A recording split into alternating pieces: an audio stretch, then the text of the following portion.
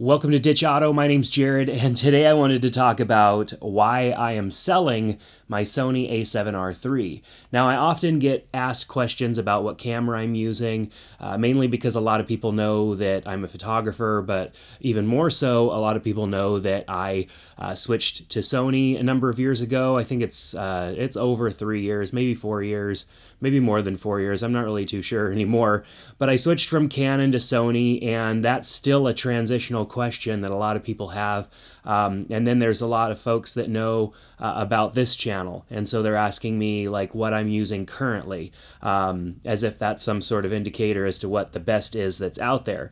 But regardless, I upgraded to the a7R III when it came out. Of course, when it came out, I was super ready for it. The a7R II had been out for a while, and I'd been using that camera, and I did get rid of the a7R II after getting the a7R III. Now, I absolutely love the a7R III. I had previously also used the A9, so there were things that I really kind of missed about the A9, but of course, the a7R III has a lot of features that I wanted more than what the A9 had, in a sense. And so really this video is just to talk about why I'm getting rid of this camera and why what I'm replacing it with, essentially, which is a camera I already have. So I'm not like switching brands. I'm not doing anything like that. I'm simply using the camera that is the best fit for what I'm currently doing. In my opinion, there's no sense in showing up to anything with too much equipment. That's definitely been something that I've done in the past, and it's very easy for me to do that because I can justify it by saying, well, I'm going to go on YouTube and talk about my camera equipment and whatnot. So there's lots of ways that I've justified over the years to have additional gear that I might not necessarily need. And so right now I'm kind of going through this process of getting rid of everything that's not essential, because I know that I could rent items as needed rather than just owning all of them.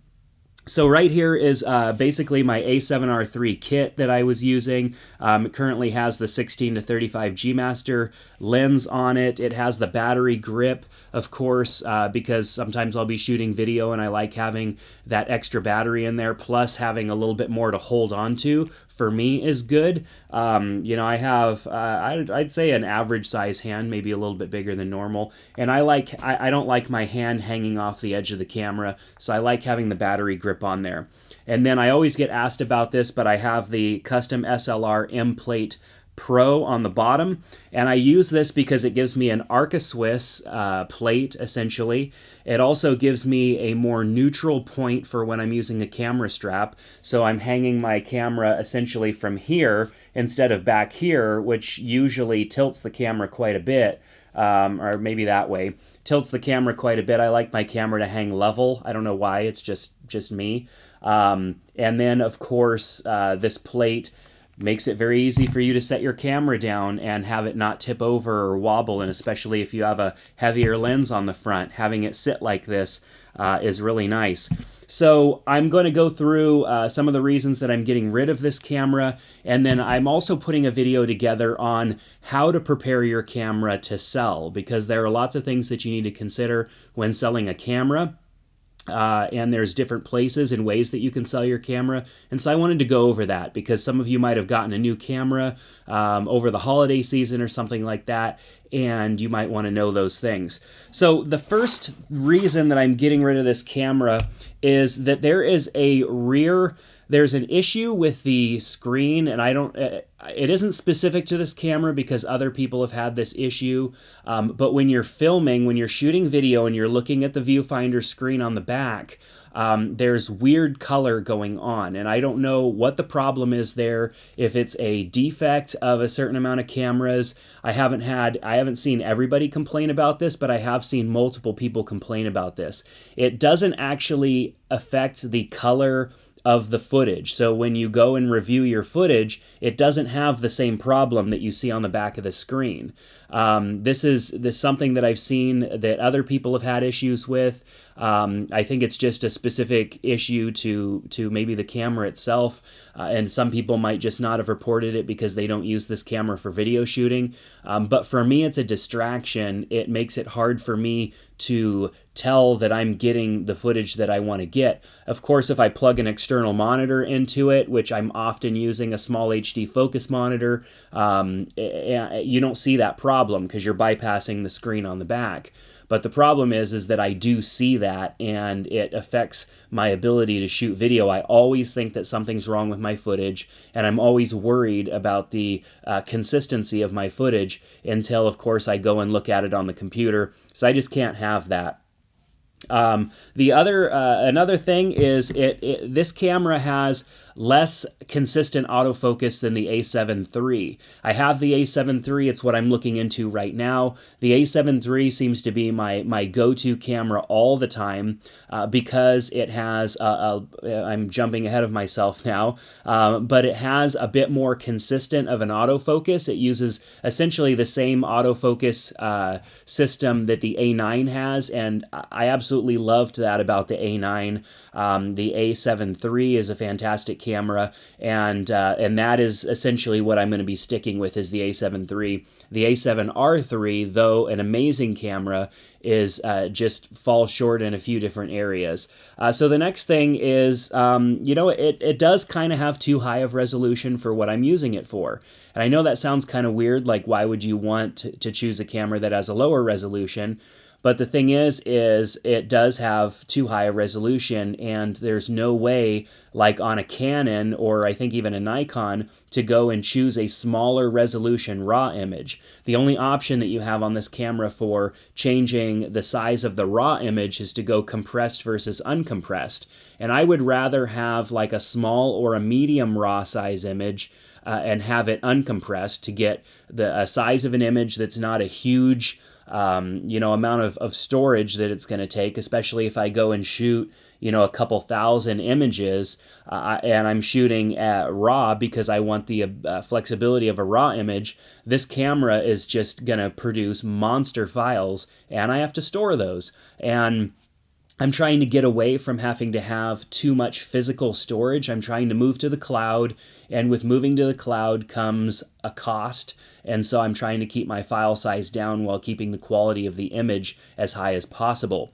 So I don't need the high resolution of the images out of this camera, though there are perfectly acceptable reasons to have that high megapixel and to have that high resolution of an image.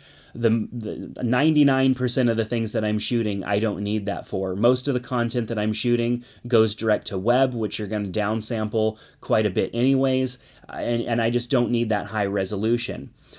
So due to that high resolution, and of course with higher resolution cameras, they aren't as sensitive in low light, such as the ISO sensitivity. So the ISO sensitivity on this camera, though it is expandable up to over 100,000, the ISO sensitivity on the a7 III is over 200,000. And so the ISO quality is just better on the a7 III, and I would prefer the ISO sensitivity increase on the a7 III, because when I do need to boost the ISO up quite a bit, the a7 III is going to hold together better than the a7R III. And of course, we don't have an a7S III yet. The a7S II currently, which is the current model, is of course the gold standard in high ISO sensitivity. But of course you get that really low resolution image. I think it's like 12 or 12.2 megapixels out of that camera versus these other two cameras, which are a lot more. So I don't need the high resolution of this camera, and I'm not wanting the things that are trade-offs. Essentially, I don't want the lower sensitivity ISO because of that. So pixel binning is something that this camera does when filming, and since I do a lot more filming these days than photos, and I want to be careful saying that because I do shoot a lot of photos.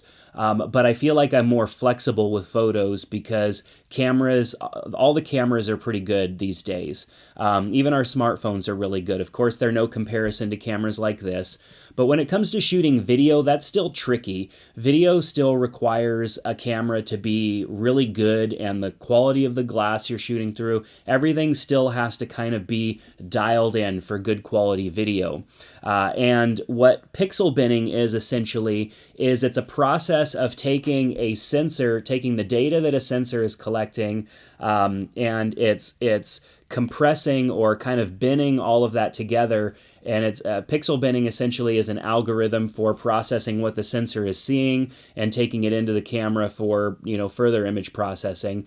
And the sensors in both of the cameras, the a7R III and the a7 III, are pretty close to the same, but on the a7 III, you're utilizing the whole 6K of that sensor, and it's downsampling that into a 4K image, versus this camera here, it's using an algorithm to kind of to take that sensor and bring things down. It's really only using about 5K of that sensor, and the quality of the image, some will say, is a bit decreased there. Pixel binning isn't essentially as big of a deal for me as some people might say. I'm bringing it up because it is a thing. Of course, one will argue to me, with the higher resolution of an image here, even when you take a higher resolution image and you shrink it down, all of those pixels are becoming tighter and you're getting a higher resolution overall image. And same could be done with the video as well. I like the fact that when I'm capturing